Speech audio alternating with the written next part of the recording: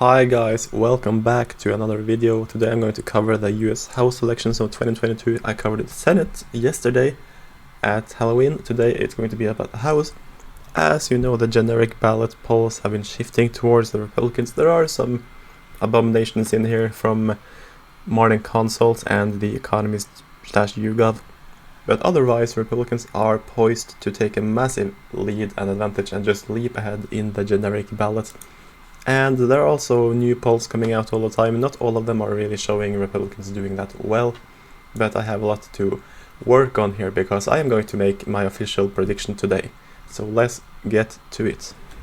I'm actually going to start by looking at the current prediction. This is split ticket and this is the 2020 consensus, which actually has Republicans winning 223 seats outright. And then they have a lot of different ones for the Democrats. Now, I think I'm actually going to start by using this as a, table, just so I don't have to fill in all the safe districts. And of course, we get going. Alabama, nothing in Alabama. Alaska, surprisingly, there is actually something. Incumbent Mary Peltola seeks a full term against Nick Begich III and Sarah Palin. I don't really have a big preference between the two Republicans, but I do believe that since the special election was taken during a worse time for the Republicans during the late summer, when Democrats were actually up in the generic ballot and the environment surely has shifted, I think that it's actually going to flip back to the Republicans. So first flip of the night in what should actually be a safe red state. In Arizona, all the districts that I predict will go red are already categorized so. But if you look at the margin, Trump won Tom O'Halloran's district with it's going to be likely, if not safe, and Ann Kirkpatrick's district as well will flip to the Republicans. Nothing in Arkansas, but California is a very interesting state. California is one of those states where this generic ballot is meaning they will maybe even make up for some insane losses they had back in 2018 in the midterms then.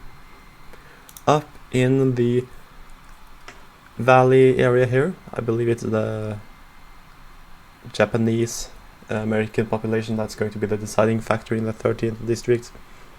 And I personally think this one's actually going to flip. I know many of my colleagues on YouTube don't like the Republican candidate here, John Duarte, but I think they're going a bit too far, and in the end he's going to win. Same with David Valadao. Now Josh Harder absolutely could lose as well. I've seen some polls there be very close, but I will not be too confident yet. Let's go deeper into Los Angeles. Now, here I believe Republicans have been given a lot of seats that they are going to win, and when it comes to the Orange County and San Diego coastal districts, they certainly could pick up one or both of them as well. My only question is, have the Republicans really enough resources? And I'm going to do a hot take and say that this one will actually flip. I know that they've been spending a lot of money here because they have been able to take money out of other races that have become reliably Republican leaning. So yeah, Mike Levin, apparently he had some scandals that I don't remember what it was about. Colorado. Now, there's not too much to change in Colorado, but I do believe that the 7th district, the way turnout in the primary was, the way the Republican candidate has campaigned, that it will be much closer. And I believe that the Democrats will spend money here if they are not already doing it, because this is definitely one of those unexpected threats that have appeared for the Democrats. Connecticut. Here you have George Logan, who is really the only one who has a big shot at defeating Democrats in this state. I do believe it might be a stretch, but then I suddenly started seeing polls, and since the polls showed him doing so well, I'm actually going to do another hot take and say that this one goes red. Nothing from Delaware. Florida, there's actually nothing to change because they are all already categorized and the map is so neatly drawn. And the same thing goes for Georgia. I mean, Sanford Bishop's district could become closer, but not too much to bother about. Hawaii, Idaho, Illinois. Illinois is a very interesting one. Now, these suburban Chicago districts have been gerrymandered to shit. I mean, they are completely messed up. But I'm really surprised that the 17th district is really the one everyone expects to flip, considering it went to the Democratic candidate by a quite solid margin, and it went to Biden. It went from being a Trump +4 district to a Biden +8. So I have my doubts. But since the wave is shaping up to be so strong, let's give it to the Republicans. I also think that the 13th and the 14th, based on primary data, will eventually tip over and the Republicans will be able to flip them. This, of course, would mean that the Democrats have gerrymandered, but to be honest, the 14th district is not really even that suburban. It's mostly exurban and rural. So I don't know why someone would have it likely for Lauren Underwood. And the 6th district, just lean. Indiana is the next one. Many think that Jennifer Ruth Green is going to defeat Frank Murvan. I disagree. I have looked at the history of this district and it usually votes Democratic by a lot, especially for congressional members. So no, I don't think it's going to flip. In Iowa, I don't know why Ashley Hinson's district is now a lean. I think that is going to be quite solid for her. Kansas. Now, Sharice Davids appear to be doing worse against Amanda Atkins in this Kansas City district. But in the end, I think she will still lose because this only voted for Biden by 4.5. And yes, I have seen some polls where Atkins have been winning. So yeah, nothing from the state of Kentucky or Louisiana. We go to Maine, where I think actually Jared Golden is going to win because of the Republican candidate, who is the former congressman here, Bruce what was it? Bruce Poliquin, yes. He unfortunately is more of a establishment candidate, and Jared Golden is more of a working class, almost populist-like Democrat, who actually only voted for one of the articles of impeachment the first time. And then you have this one in Maryland. I'm actually going to do another hot take, and based on polls, for some reason, I'm going to say that Parrott is going to win. I did see polls where he was ahead. The only issue is that, yeah, I don't trust them too much, but when they have Republicans ahead, they are usually not as wrong as when they have Democrats ahead. Democrats are the ones that are usually overestimated in the polls. And here you have a rural area. This western part of the district is basically like West Virginia, even though the population is quite low. Whatever. Massachusetts, nothing. Michigan. Michigan is a very interesting one. The latest developments are suggesting that Democrats will actually lose these two districts, which would be immense. Republicans are actually in trouble in Peter Meyer's district, but in the end I actually think John Gibbs will pull it off, just because of the national environment and where we are going. And I have seen him campaign. He has been doing quite well on the campaign trail. Further to the west, we have Minnesota, where I believe that this will flip because of the quality of the Republican candidate. Tyler Kistner is the one who ran against AJ Craig back in 2020, and he came so close. So yes, I do believe that he's going to pull it off this time. Let's see. Minnesota, Mississippi, nothing. Missouri, nothing. Montana. Yes, I mean, this is where I would put Montana as well. Then there is Nebraska. It is also in the lean R. I would agree that Nebraska leans R. Nevada is a controversial one. Either Republicans fall flat or they completely break the Democratic gerrymander. But the only problem is that they really need a wave. It's not enough if Laxalt and Lombardo win with like 2 points. They need to do very good for this to go around. I do believe that Susie Lee's district is going to flip, and I actually going to say that Dina Titus is as well. I know that in the 4th district, Stephen Hochford's opponent Sam Peters has been receiving less money from the National Republican House Flipping Committee, or whatever the name was, because of his views, which they deemed too controversial for the district. New Hampshire is another one. They have a beautiful Republican candidate, Carolyn Levitt, in the 1st district, I think the second will be closer, but the Democrats will eventually pull it off. And then you have New Jersey.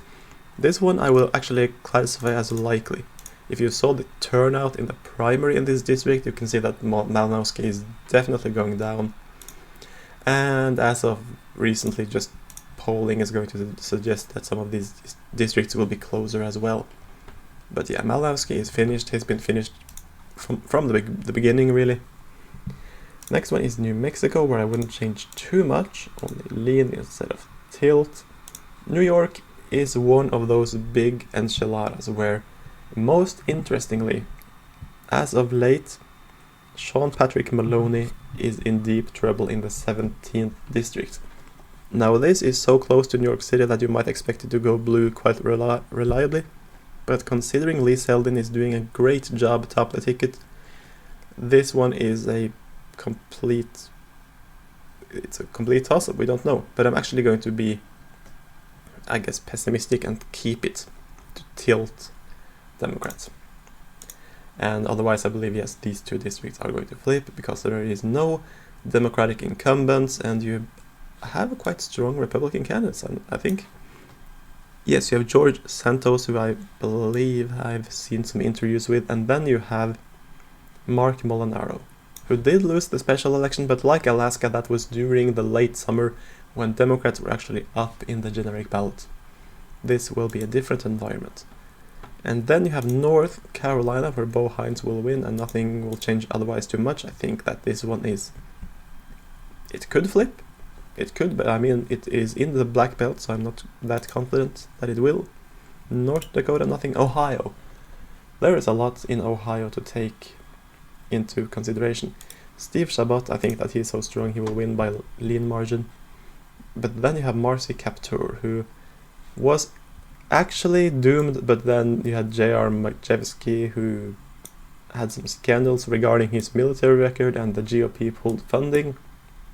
This is a Trump-leaning district, and despite I don't really think that Majewski is really a strong candidate, I know many other people on YouTube believe that he is, I am still going to put it lean Republican just based on how Trumpy this district is. And remember, Trump lost the popular vote by 4.5, supposedly, and now the environment is way more favorable to the GOP, so most districts that he won would certainly go to the Republicans in this scenario. Oklahoma is nothing, of course. Oregon is a lot, and right now I actually think that these two districts based on polling will go red. And I don't know too much about Mike Erickson. I know that the district, yes, it's quite blue.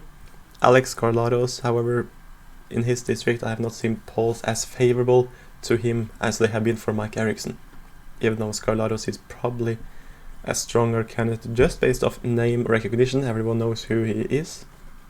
I mean, I knew who he was. I did not know who Mike Erickson was, but this is the state of the races in Oregon as of now. Pennsylvania. Now this one is a mouthful, really. I think that Brian Fitzpatrick is solid. I think that Susan Wild's district is a likely flip, just based on the change in the district. It got a large portion of this very conservative county around here, which I don't remember the name of. And then you have Matthew Cartwright. And I was doubtful about the last one for a while, but now I also think that Connor Lamb's district will go Republican, despite of becoming slightly more Democratic. It appears that the Democratic candidate, Chris Delusio, is delusional, and that's why the Republican Jeremy Shaffer is going to win. I'm so sorry. Sorry for the bad humor. Let's go to Rhode Island. Alan Fung the Chad, he's surging, he's going to win in Rhode Island, nothing in South Carolina, nothing in most of these states until Texas. Texas, you have actually Myra Flores, who has been surging. Henry Cuellar is the incumbent here, and then you have the one that we all expect will flip. So Myra Flores, of course, is the incumbent, but so is her opponent.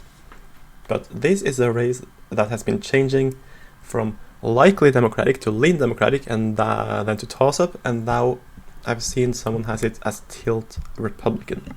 So the way this has been trending is making me obliged to put it as tilt R.